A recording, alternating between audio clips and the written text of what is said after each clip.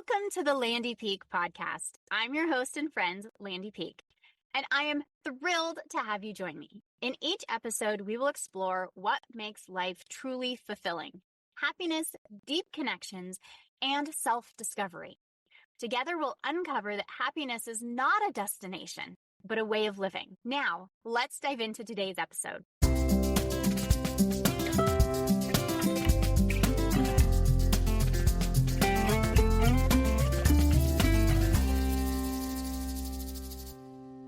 You do not need more outrage. You need a way in. Because a lot of women care deeply about what is happening in our world, but they feel completely stuck on what to actually do about it. You want to help. You want to speak up. You want to be part of something that matters. But you're also raising kids, managing a life, carrying the mental load, and trying not to drown in the sheer amount of everything. So where do you start when you want to make a difference, but you do not have the capacity to become a full-time activist? This is what today's conversation is all about. Welcome back to the Landy Peak podcast. I'm Landy, and this is a space where we have honest, meaningful conversations about the things shaping our lives, our identity, our health, and the way we move through the world as women. And today, I'm joined by Cynthia Changyit Levin, an author, advocate, and mom who has helped make advocacy feel more practical, more grounded, and more possible for everyday women like you and me. She's the author From Changing Diapers to Changing the World and Advocacy Made Easy, her simple guide when you don't want the stories, you just want to get to it. And her work is all about helping people turn concern, frustration, and conviction into clear, meaningful action. In this conversation, we talk about what advocacy can actually look like in real life, especially when you care deeply but do not have endless time, energy, or capacity. We talk about how to find your starting point, how to start small, how to connect with causes and organizations already doing good work, and how taking action can actually help you feel less powerless, less anxiety in these overwhelming times. This is an incredibly powerful conversation, and I am so glad you're here for it. Let's get to it. Perfect. I want to welcome Cynthia Changyit Levin to the Landy Peak podcast. Oh my gosh, I'm so excited for this conversation. Can you share a little bit about yourself so the listener can get to know you? Absolutely. I am an author and I am an advocate. I am a mother. Those are the three things for this podcast that are important about me. Um, I have been a mechanical engineer in my life and I have been a stay-at-home mom, but I found great empowerment and self-identity when I learned to become an advocate and use my voice for issues that affect my family and affect the whole world. And that's what I am here to talk about today with you, Landy. And I am so excited because I think a lot of us are moms, are busy, are doing a lot of different things. And there's different areas of our life that we want to use our voice more, but we're not quite sure where to start. Yeah. So when someone's looking at, I really want to step into advocacy, where do we start? What's that kind of first step? Yeah. I mean, the first step really resides with you and deciding what it is that you'd like to say. And you don't have to have everything figured out at once, but I like to say that if you take the time to carve out moments, and like when I had little kids at home, it seemed like every moment was filled up with them, as it should be, and it has to be at some point. But to be healthy and sane and loving people, it really behooves us to be able to, find a quiet time for ourselves, whether we have a partner that can help us to, watch the kids at that point, or maybe it's family, or maybe you buy it with childcare. Maybe you buy it from a 14-year-old in the neighborhood. Exactly. For me, it was until I started taking those moments to think about myself and what is really bothering me, what's keeping me up at night. Until I did that, I don't think I could have answered the question of where to start. For me, I'll tell you a little bit about my kind of personal journey where the spark was. Um, it actually started right away with my newborn, who is now almost going to graduate college. So I just want to put that in context of where I am. I am not a mom of toddlers that has it all figured out. There's a lot of hindsight going on here. Uh-huh. But for me, where that started was I had this newborn baby. It was around Christmas time, and it was actually the baby was 4 days old. It was Christmas Mhm. Eve. I'll paint this picture for you, and I had a lot of trouble breastfeeding, and this baby I'm just the kind of person who my milk comes in later. Uh-huh. And now after a couple of kids, I can say that's just how my body works. Mhm. I didn't know that at the time, and I was just like, "I wanna do the best I can, but this isn't working." And so I called up my doctor on Christmas Eve and got the good news, bad news. The bad news is, "Hey, you're not doing this right. You need to give yourself a break and go get some formula just until your milk comes in." And that's the great news, is that there was this really simple intervention. And then I started thinking and mulling over, wow, that baby chugged that formula back and, um, and it was all right for us. But what Mhm. happens if you don't have the money for formula? What happens if you live in a part of the world where you don't have clean water or formula? And those things over the next kind of couple of years would always just bother me about kids not having enough to eat, whether they were in my neighborhood or whether they were in another country across the world. For some people, that thing that bothers them, it might be gun violence because of something that happened in their community, or it might be allergies. I have food allergy kids. Like, our allergies are severe and cannot be ignored. So, Right. whatever that thing is, first identify that Mhm. of just a place to start. Maybe there's multiple things bothering you, but just pick one to start, and then get connected with uh, a reputable organization that is already advocating, already helping activists, because this is just the calming thing I want to say to everybody is you don't have to create these systems all by yourself. And I think that that is something that I could have used 23 years ago. Somebody just saying, it's okay. There are people doing this. Hunger has been around for a really long time. So, for me, it was an organization called Bread for the World that stepped in, Okay. and some friends at church. It's a Christian advocacy organization, Mhm. and they invited me to write a letter. And so that's my second piece of advice: is start start small. Start somewhere that you can have a little bit of success. Like, writing a letter using a template and changing it to, like, fit my personal story about why I care. Mhm. Um, it was not hard, but it was a very powerful and tangible thing for me to do, especially when a baby woke me up in the middle of the night to change a diaper. The whole family's asleep except Mhm. for me staring at the ceiling thinking about global hunger. So I could write that letter and just go, "Okay, I'm gonna mail that in the morning," and that's something. I love that. Yeah, just, a tangible step. Maybe it's a phone call. Mhm. And if you're connected with an advocacy organization, most of them have templates that you can use for making a quick phone call or writing a letter. And, again, you don't have to make up this stuff.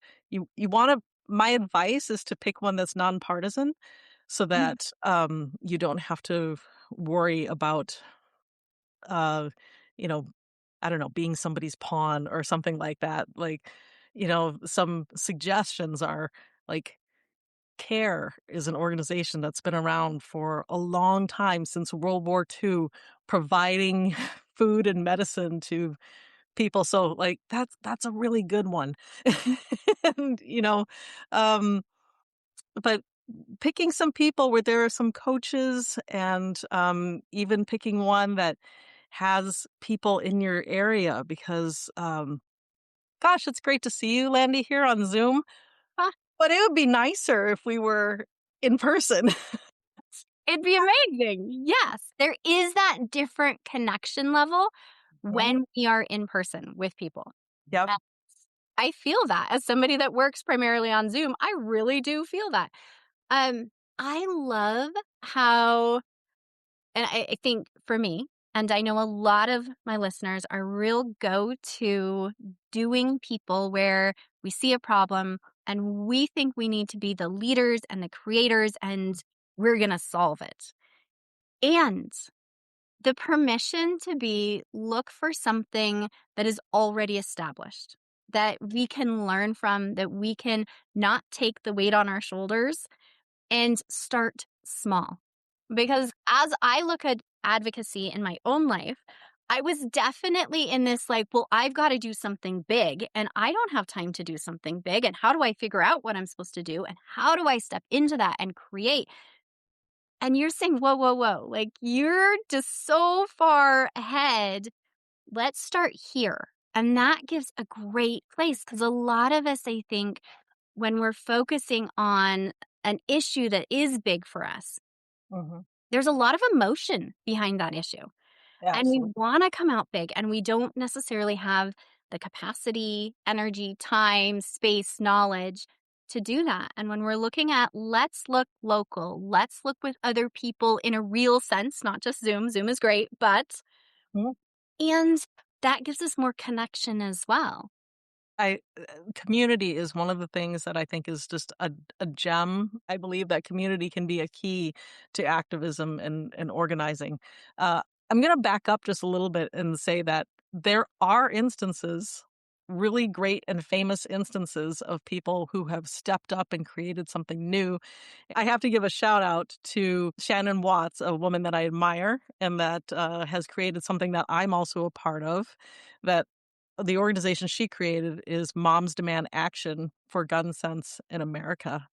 And her story is quite impressive that she kind of was jolted into action and did create something kind of out of whole cloth. And, but I recognize that a lot of people are just trying to keep their head above water right now. So, um, if you have the capacity and the drive and the support, go for it. I'm also talking to the people who are just trying to live their lives and raise kids and dip their toe in. Yeah.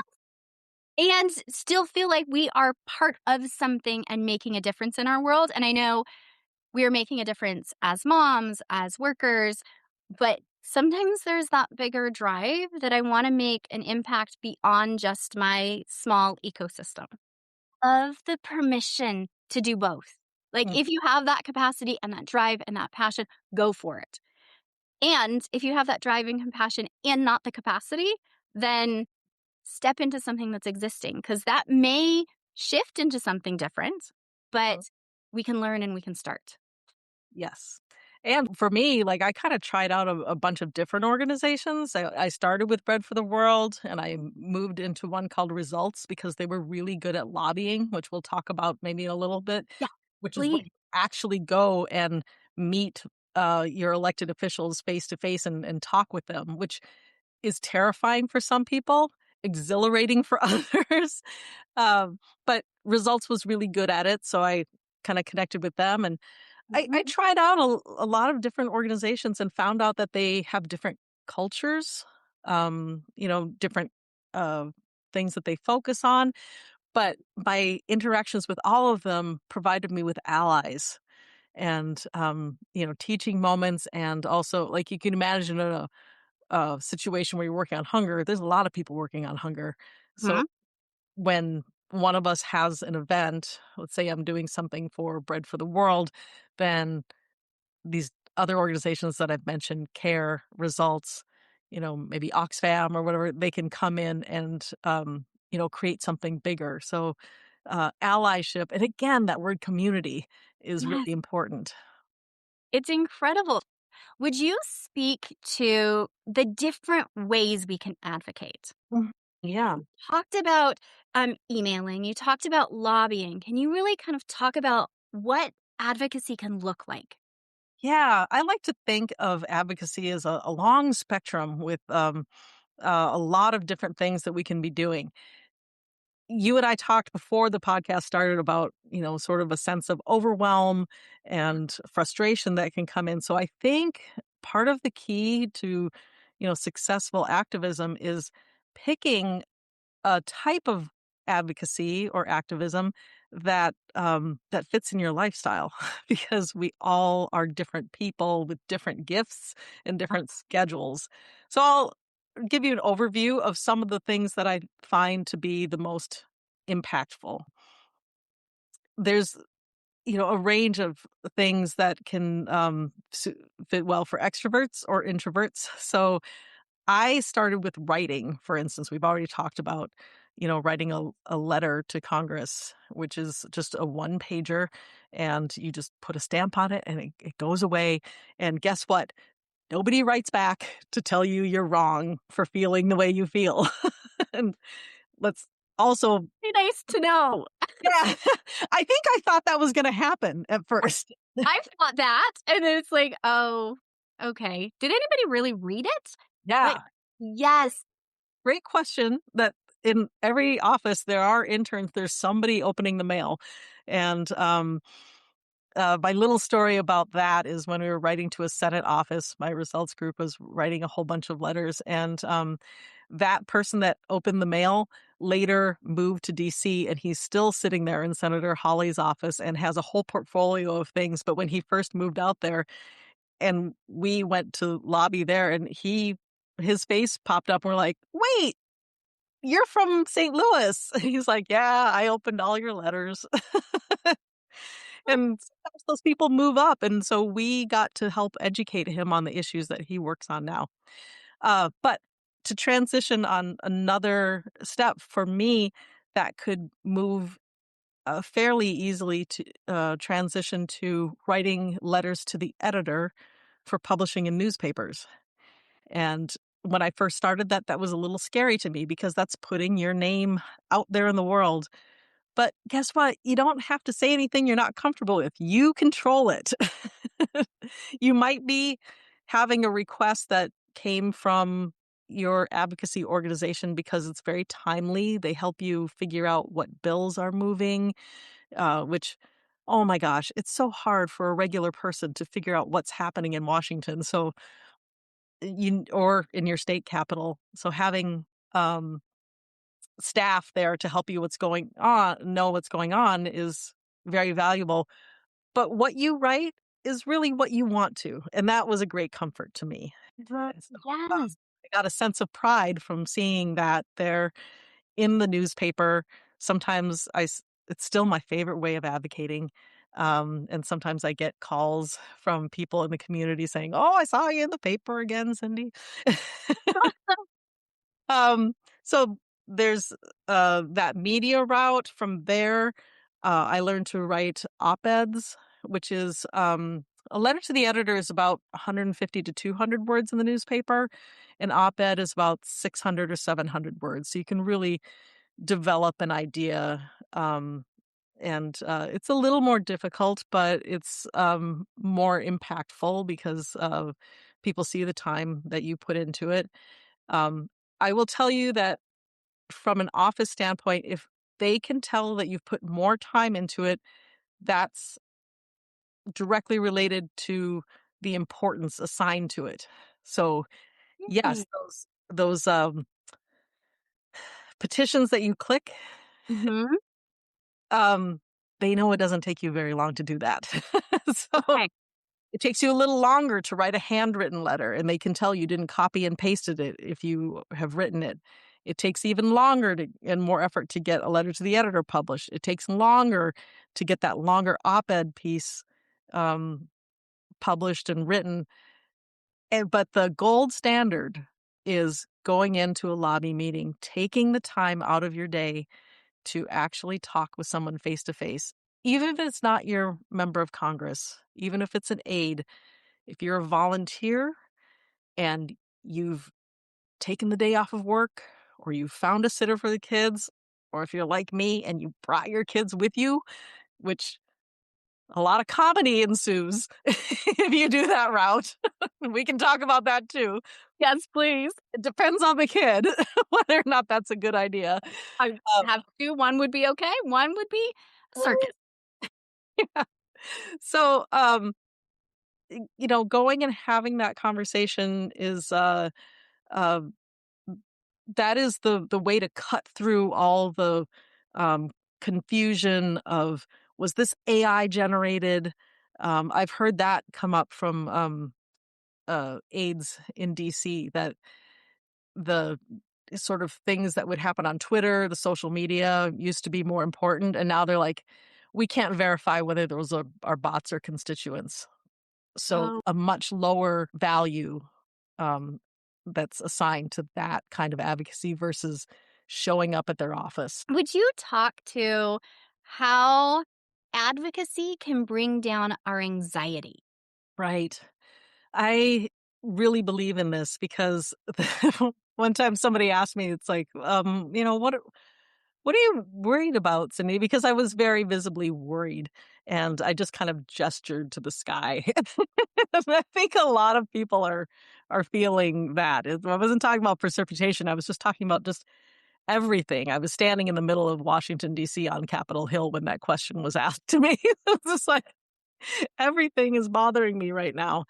Um, but when I'm locked in, when I'm focused on a particular issue that I feel strongly about, and I'm really making a connection with an aide, I feel like my purpose is being fulfilled. And I feel like I have the honor of representing the people that are affected by the issue that we're talking about, whether I'm talking about hunger or tuberculosis or measles. Can tell I'm a big health person.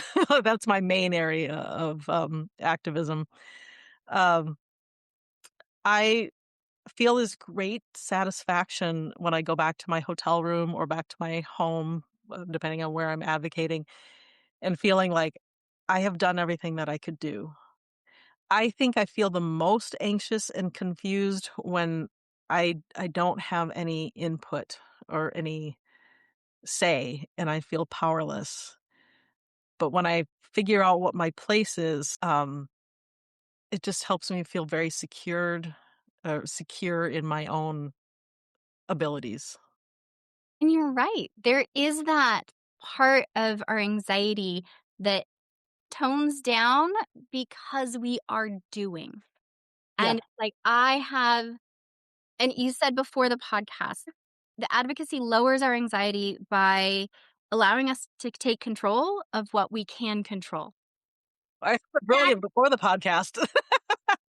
is so important because, I mean, for any areas of anxiety, when we feel like we have more control, when there's something that we can do and feel like we can do, it does have that internal shift. And a lot of these areas where we're looking upset and frustrated and scared and worried around something like um, hunger or measles or tuberculosis or gun control or whatever it is that's going on in our world that's really close to home, it gets overwhelming and it gets really big and it gets anxiety producing and we can start to spiral because we don't feel like there's anything we can do and we don't know where to start. And you're giving us that step in like, but this will help the anxiety and this is what you can do. There's this other magical thing that happens when you take one action, Mhm. you inspire yourself. Like, Yes. I did that. And I can either write a letter again, or maybe I can take that next step. Um, Mhm.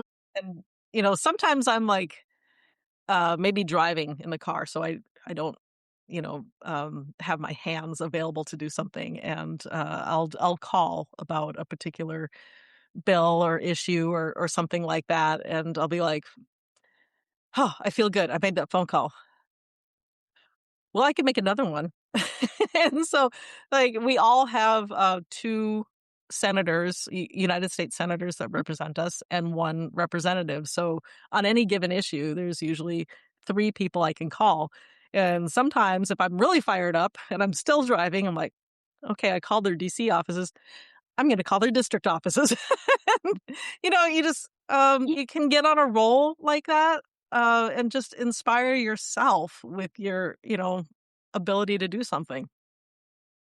The idea of inspiring yourself, because I think a lot of, as you talked about, you as a young mom, kind of struggling with that purpose. And I can't remember if we talked about this before or after we hit record, but talking about being a young mom and stay at home, and we lose kind of that sense of purpose. And this gave you something to step into and have more of a individual identity and a sense of purpose. As I swing into midlife and now in perimenopause, like that whole reemergence of sense of purpose and is this really what I want to be doing and how do I Yeah. align it? How do I show up as me as I shed these layers that I've carried and I'm not going to take bullshit. I'm ready to like really roar, stepping into a new Yeah. viewpoint of ourselves, and that new sense of purpose is really coming back to play. Let's talk about that identity shift Yeah. because this is something that is happening to me as well. Like, my kids are both at college, so Mhm. I am empty nesting. I became an advocate before that, and I can tell you stories about how gratifying it is to have my kids beside me, either as toddlers or middle schoolers or, high schoolers, us advocating as a family. But now they're gone Huh?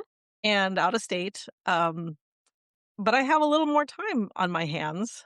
And I think what you said is right on there. It's like there is something that happens to perimenopausal women, menopausal women, that we are our focus can be intense, and we're also aware that time is not unlimited. We don't have to be morbid about it, but we're at a different stage of life, and it's like, what's the phrase? What are you gonna do with your one wild life? Like, we get one shot at it, and it's like, wow, I'm so proud of my kids, and I'm so proud of, the bits of the career that I've had, Mhm. and, what's the rest of it gonna look like? Right. How can I shape the world? Yes. And I think that's a big part of it. So tell me what it is you plan to do with your one wild and precious life. And precious life. Oh, yeah, that's one of the most important Complicated. words in the phrase, right? It's precious. Yes. And there is this space where we're hitting midlife and we are in different stages, like very career focused in my 20s, right? And I had a lot of space and time. And then I had kids late. And then I focused on kids and I'm still in kind of kid stage. But there is this shift, and we're looking at, okay, so potentially I'm halfway through my life. How do Mhm. I want the rest to look? And where do I really want to focus? And how do I want to?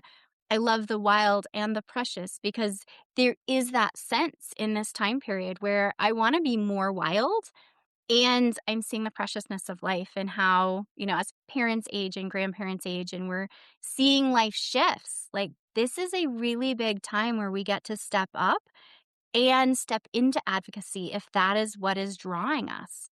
Yeah. Oh, you looked it up, so I have to ask, who said that quote? I feel like we should credit whoever that was. It was in the poem The Summer Day by Mary Oliver. Okay, Yeah. thank you. We learned something. I These are the things that can only happen in conversation know, because right? I love that my brain needs those closed loops right now of like anything hanging out is extra stress for my brain. So yeah, we weren't gonna go any further until we identified Mary Oliver. I know you touched on advocating with your kids. Mm. And since I still do have elementary age kids and have a husband who travels, so a lot of times I do haul them along with me as I'm doing anything and everything.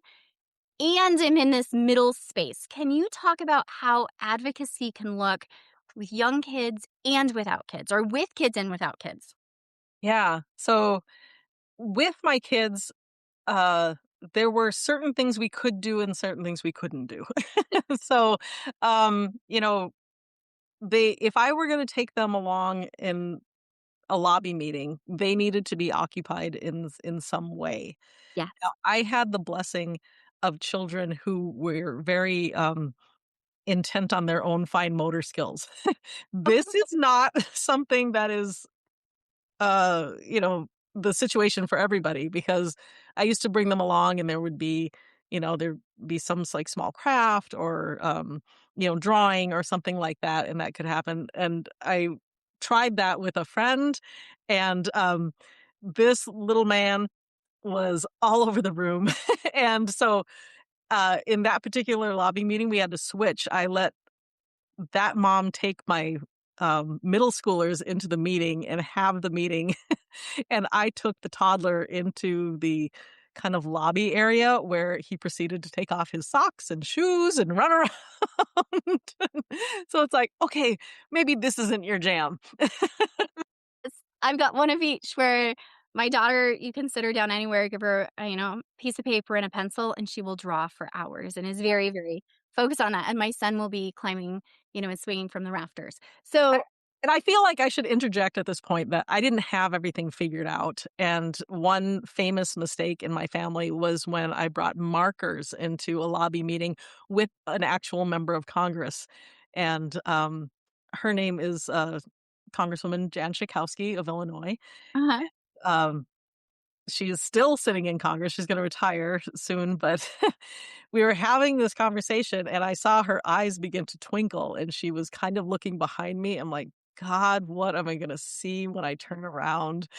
And I looked back, and my four-year-old she was wearing this very pretty polka dot dress because she wanted to dress up for the meeting, and she had colored her hand shiny, wet red with a marker, and she was looking at it and thinking like, "Where am I gonna put this handprint? Like, on the table?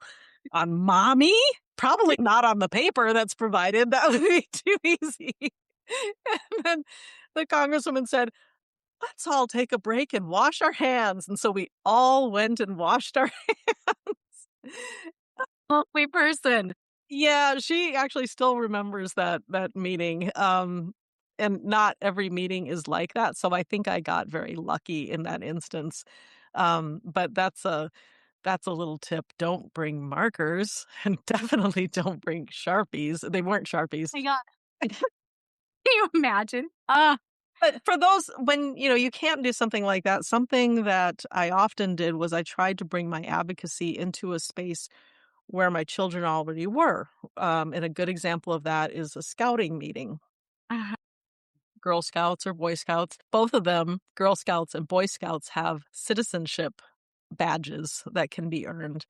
So if you are, thoughtful and, collaborative with the scout leader, or maybe you are the scout leader and are looking for ideas, there's usually something nonpartisan that you can do. For instance, Girl Scouts has something, or at least they did have it at the time. I hope they still have it. It was called World Thinking Day, which is Mhm. also kind of funny because well, we think other days than that, but it meant that we would, the whole of Girl Scouts would think about a particular global issue together, and one year it was education, which is really great for them to write general, uh, messages about how kids should have education, Yeah. and, um, you know, we would have the kids make a big banner or something like that, and draw pictures about it, and then I could follow up later with some concrete things that the the members could do about global education. Um, I'm trying to think of some other things. I think hunger was an issue, but, um, you know, there's a lot of things that can be done at their level of doing art, to express how they feel. I remember a particular picture that my little tiny preschooler drew of a child sick in bed, and then there's a line, and then there was a child happy with a crown on, and it was like, "Help sick kids get medicine to be better," or something like that. So, when you look at it that way, that this is a kind of advocacy, well, surely adults can write a letter if a child can draw a picture to get that idea across. So that's my message is it doesn't have to be that hard. I love that message. It doesn't have to be that hard. And showing that we can advocate in different ways, drawing a picture, speaking to groups, connecting, writing letters, speaking and lobbying. There's so many different ways that can fit lifestyle, that can fit your energy levels, that can fit where you are in life with kids or no kids. And it's really bringing it to if you're passionate about a certain area or talk that you can advocate because it is a big thing I think a lot of us want to do, but we psych ourselves out in that we're not sure how to do it or, how we can step into it. I'm also a big believer in making value of our time, especially when you have kids and like time is of the essence. If I can multitask and put some things together, that always made me really happy. I It's like gaining time almost. And so one of the things that I did was uh, create in my neighborhood. We called them play dates with a purpose. So we would hire one babysitter to be downstairs and we let the kids watch a movie, or if they just wanted to play with toys, that was fine. But we we let the babysitter off easy and said, like, look, if they need screen time, let them have it. Mhm. But the point was that the moms would all be upstairs for a whole hour with the kids occupied, and each mom would bring in an issue that was important to her. And either we would watch a short YouTube about it, or she would just have time to talk about the issue and let us know. And then whatever it was, we would write a letter to our members of Congress about it. So I think I brought some global health issue to the table because that's just me. There was one mom who was really concerned about plastics in our environment. Another mom at the time, this would have been like the mid 2000s, was concerned about child soldiers in the Congo. And we all learned from each other and supported each other. So that was a way that we built community. We shared time and uh, strengthened our bonds as friends because we weren't just talking about potty training and things like that. And we were communicating with our members of Congress and learning something new. I love that magic time in our lives when we were just figuring that out. And that's such a I mean, it's an incredible concept and it's so simple at the same time. The play dates with purpose. And Mhm. there's a lot of times where, especially as moms, we're doing things in and around our kids, but it's not necessarily fulfilling us. It's great to be getting them social engagement, but if we're just focusing on talking about potty training and there's only so much you can do and your brain starts to like turn off, or at least mine did. I was I not great. want to say that that raising my kids wasn't a valuable thing to do. I just also wanted more, something to stimulate me intellectually at the time. Absolutely. I feel that a very deep level. And here we are. We get to, and I wish I had you in my circle when my kids were really little and I needed those play dates with purpose. I Mhm. turned them into moms groups around my business because I was a pelvic health therapist at the time. Wow. And so I ran a free moms group as my sort of play date with purpose. I didn't look at it that way, but it's a way for kids to come together and moms to come together and talk about health issues and things that are going on. But it's ways that we can combine what we're already doing with Yeah. advocacy and creating a stronger community while we're doing it. And that I think is magical. I think there was something else I learned from that time that was an important lesson that I keep learning over and over again, that we don't have to do everything ourselves. And here's an example is that we had a mom in our group, Christina. Hello, Christina, if you're listening. She had the vision of creating um, a farmer's market for our community, just to have more healthy vegetables available and for it to be a community space. And we all like thought that was a pretty good idea. I had no idea how to do it. I think neither did she at the beginning, but she dove in and we had her back to help her with the little parts of it. So, one thing that I did there is I was like a beginning advocate is like I had a table there because she had a vision of having the food be one part and then having tables of activities in a different part. So I would be there with some sort of advocacy action to invite people to do that. There was another mom who, Laura is just so good at face painting and engaging kids. So, like, that was part of it. And oh gosh, like, other people just like chipped in. And man, that thing ran for years and it really did bring our community together. And it's incredible in feeling and knowing that you have others having your back. Mhm. In that I have this big idea, like she did, I'm gonna start a farmer's market. I mean, that's huge to me. But when you're thinking it's huge and I'm doing it on my own versus it's huge and I have support and I have people to help and people to bounce ideas off of, and when it feels like it's all collapsing, people to, help say, "You can keep going. This is gonna be great. Let's do this together." That's huge. And I think a lot of us end up kind of living on an island by ourselves where we're in our little set pattern and we have that idea and we think, "Oh, I've got to do this, but I'm doing it alone," versus really bringing in that community and the collaboration. And that's the key, I think, in like really getting something to flourish and feeling really good in our sense of self and purpose is to have that community, to have that support. Yeah, and honestly, those 2 women are my friends for life. I was just up in Chicago, um, a couple weeks ago doing some author events, and, like, they were the people that we got together the night before all that started, and we were having, sushi and cocktails. Like, they're still there, and I think that that was foundational to our friendships is the things that we came together to support each other with. Oh my gosh, I love that so much. Yep. As we come to an end, is there anything that you would love the listener to know?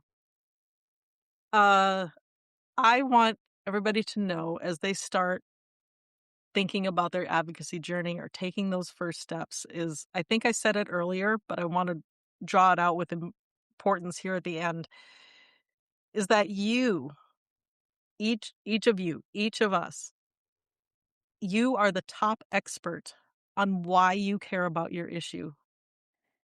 There is nobody that sits in a congressional office that knows why you care better than you do. So you can go in and say that with confidence. You may disagree on policy and how things should happen and things like that, but don't let that take away from the fact that your feelings matter, your opinion matters, and those people in an elected office, they actually do work for you with your taxpayer money, and it's their job to listen to you. Disagreements and debate is part of our country's fabric. It's it's always been there, and it should be.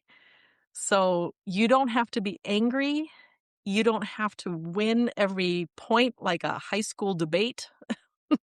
You just have to go in and be authentically yourself, and then walk out knowing you did the best you could, and you're one of many. It's what we were talking about before, it's support, it's community. You did your job, and just think of the next thing that you're gonna do. That's what I would like people to know. That's incredible advice. Oh my gosh, Cindy, thank you so much. This has been an amazing conversation. Thanks. I know that there are listeners that want to continue the conversation with you and learn more. And I know you have books that you'd love to share. Can you share how the listener can connect with you and continue a conversation? Sure, social media is probably, it's the bane of our existence, but it is the great connector for us. So at CCY Levin, so it's at CCYLEVIN. That's where you can find me on Twitter and Instagram and Blue Sky. Okay. And then my name, Cynthia Changyit Levin, all run together. That's where you can find me on LinkedIn and Facebook. Okay. my website, which also has a couple things on it. One is there's a connect button where you can email me that way.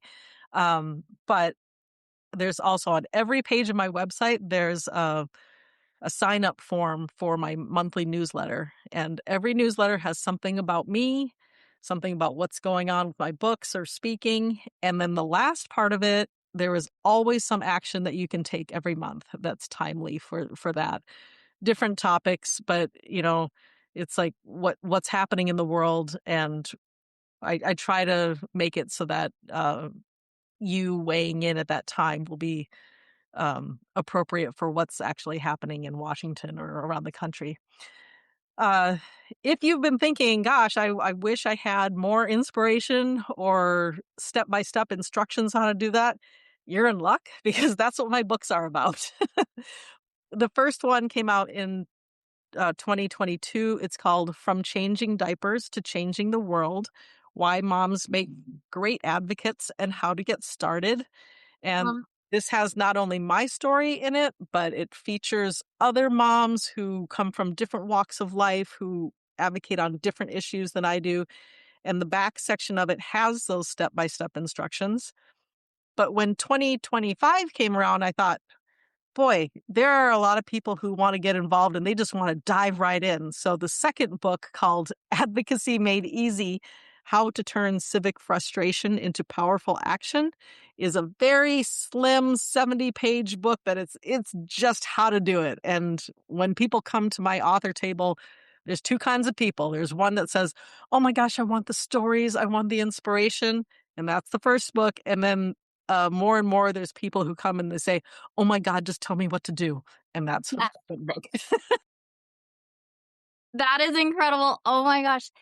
Thank you so much for sharing your knowledge, for sharing the ideas and the permissions that we need to really step out as advocates. I'm so grateful for you to be here and to have this conversation with me. Thanks for having these conversations that are so important. This was such a powerful conversation. What I love most about this episode is that it makes advocacy feel possible. Not overwhelming, not something reserved for people with endless time or huge platforms, but something real people like you and me can do in real life, starting exactly where you are. I think so many women are carrying concerns, convictions, and questions about how they want to use their voice. And this conversation gave such a clear and generous path into that. I want to thank Cindy for reminding us that meaningful change does not always start with something big. Sometimes it starts with one issue, one letter, one email, one conversation, just one step. For everyone listening, if you want to connect with Cindy, learn. For everyone listening, if you want to connect with Cindy and learn more about her work and check out her books, I highly encourage you to do that. The links are down in the show notes. And if this episode resonated with you, share it with another woman who's been wanting to use her voice, but may not have known where to begin. There are so many things going on in this world that need attention, that need your voice really spotlighting it. I want to thank you for being here. I want to thank you for showing up, doing something incredible for you. And in this episode, not only for you, but for our world around us. Because your voice, your advocacy will change things. You do make a difference just by being here, just by showing up, just by sharing your thoughts and feelings and convictions. I want to say I'm so grateful that you're here in my audience and to make sure that you've heard it today, because we don't often hear, "I love you and I like you. You are an incredible human being." Just by listening, showing up, wanting to create a better world, I know you are changing our world. I want to wish you all the happiness that today can bring. I will talk to you on the next episode. Hey, before you go, just a little bit of legal. This podcast is designed for educational purposes only. It is not to replace any expert advice from your doctors, therapists, coaches, or any other professional that you would work with. It's just a chat with a friend, me, where we get curious about ideas, thoughts, and things that are going on in our lives. And as we're talking about friends, if you know someone who would benefit from the conversation today, please share, because I think the more that we open up these conversations, the more benefit we all get. So until next time, give yourself a big hug from me and stay curious, because that's the fun in this world.